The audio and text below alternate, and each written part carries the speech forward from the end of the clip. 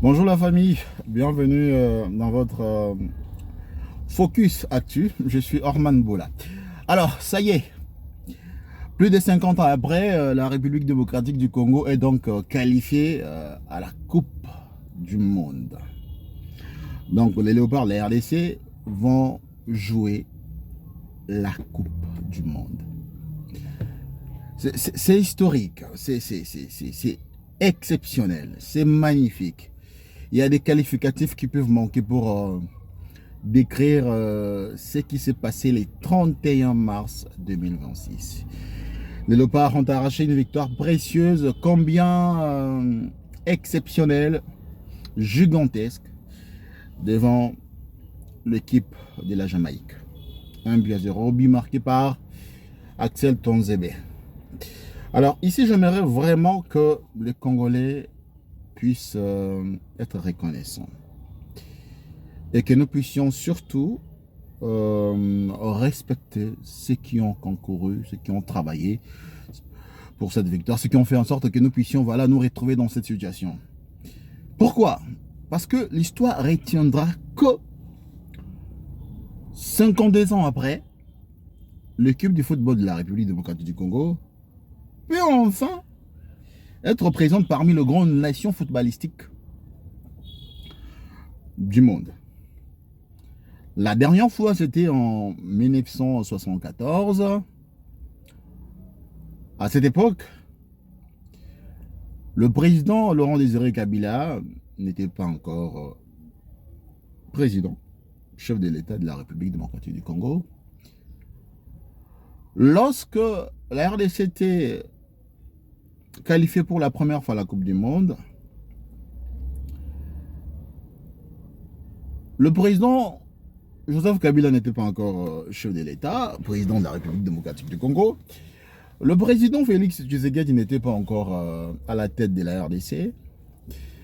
La grande légende Fally Ipupa n'était pas encore né. On ne connaissait pas encore Inosbi, on ne connaissait pas encore Héritier Wata, on ne connaissait pas encore les buteurs, la personne qui a marqué même, le joueur qui a marqué les buts, donc Axel Touazébé. Cédric Bakambu n'était pas encore né. Donc, toute l'équipe que vous avez vue là, donc les joueurs qui ont joué le 31 mars n'étaient pas encore nés. Donc, c'est exceptionnel, c'est unique. Donc, bref, on retiendra que c'est sous le président Félix Tshisekedi que les Léopards ont décroché pour la deuxième fois une qualification à la Coupe du Monde. On retiendra que c'est sous le ministre Didier Boudimbu. Ça, c'est historique. On ne change pas l'histoire. C'est sous les règnes du ministre des Sports Didier Boudimbu que la République démocratique du Congo a été qualifiée à la Coupe du Monde 2026. C'est historique. Donc, il a marqué son histoire. Alors, je vais juste mettre une petite parenthèse rapidement. Mais lorsque les gens disent comme quoi il est incompétent, il ne répond pas, il n'est pas à la hauteur, il ne répond pas aux attentes des sportifs, ben, ça c'est vous qui le dites. Peut-être vous avez des raisons à avancer, pas mal. Mais lorsqu'on vous dira tout simplement que c'est sous Didier Boudimbu, en quelque sorte grâce à lui, que les Léopards ont été qualifiés. Ah, mais attendez, vous allez présenter à quelqu'un que Didier Boudimbu était incompétent en même temps que c'est sous son règne que les Léopards sont arrivés à se qualifier. C'est une question que je posais, c'est à vous de répondre. Mais moi, je pense que rien qu'avec cette qualification, s'il y avait des aspects négatifs et tout, c'est balayé. Donc, bravo à tous les dirigeants. Bravo aux dirigeants du ministère des Sports, de la FECOFA pour ce grand travail. Et surtout, grand respect à tous les joueurs qui ont mouillé les maillots. Mais il faut voir aussi comment les Léopards sont arrivés à se qualifier. Il faut voir comment sont-ils arrivés là. Ils étaient dans une poule pas vraiment facile, à mon humble avis. Hein. Nous étions dans la même poule au qualificatif pour ces rendez-vous pour la Coupe du Monde 2026 avec le Sénégal qui est une équipe à ne plus présenter. Nous étions dans cette poule avec avec le Togo, le Soudan et tout. Il fallait être premier pour se qualifier directement. Au cas contraire, il fallait être deuxième, pas un simple deuxième, être parmi les meilleurs. Il fallait se retrouver parmi les meilleurs, parmi une dizaine de meilleures équipes deuxième dans cette phase qualificative. Et nous avons pu le faire. Et vous imaginez, les Léopards ont tenu un échec à Dakar. Donc au Sénégal, l'équipe sénégalaise, les Lions de la Teranga. Et puis ici, au pays, nous avons failli battre cette équipe. Malheureusement, à la dernière minute, on s'est fait remonter. Et puis voilà, on a perdu 2 contre 3. Un match nul aurait suffi, malheureusement. Et on avait perdu l'espoir. Je vois encore Chancel Mbemba à la fin du match, comment il a essayé de calmer les gens, alors que tout le monde était parti fouiller les projectiles. Lui, en tant qu'un bon capitaine courageux, il est resté pour calmer un peu le public, pour dire non, voilà, ne cassez pas les chaises, ne vous fâchez pas, pardonnez-nous, on pourra faire mieux. Et nous sommes allés au barrage intercontinentaux, encore une longue histoire. Et là, on va croiser de grosses équipes. On rencontre notamment l'équipe du Cameroun. Nous rencontrons les Nigériens. Ça aurait été d'ailleurs un échec monumental. Ça aurait été vraiment un coup fatal de faire éliminer tour à tour le Cameroun et les Nigériens et ne pas participer à la Coupe du Monde.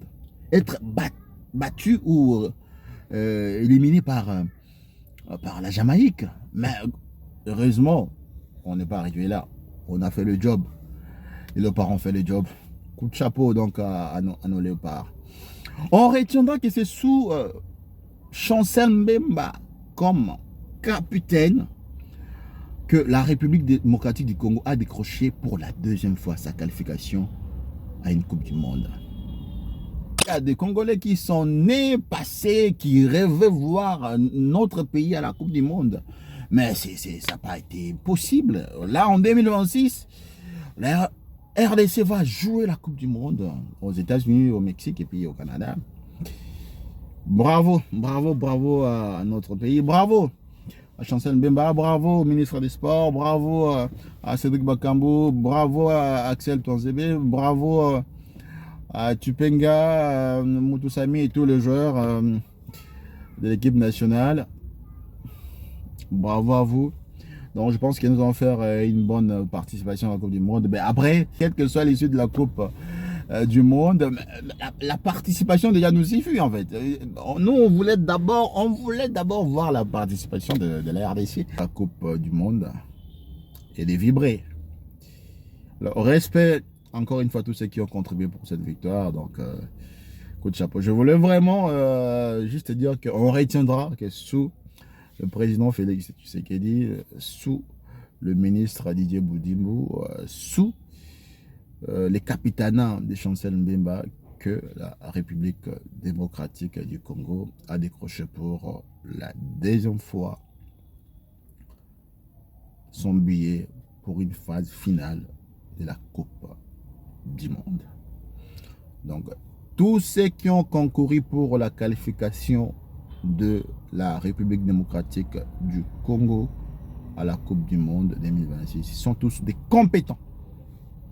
Personne n'est incompétent parce qu'ils ont fait quelque chose d'extraordinaire, quelque chose d'exceptionnel, quelque chose de magnifique, quelque chose de fantastique, quelque chose d'extraordinaire. Voilà, à très bientôt. Merci de nous avoir suivis. À très bientôt pour en tout cas une nouvelle vidéo de Focus Actu. Ciao, ciao.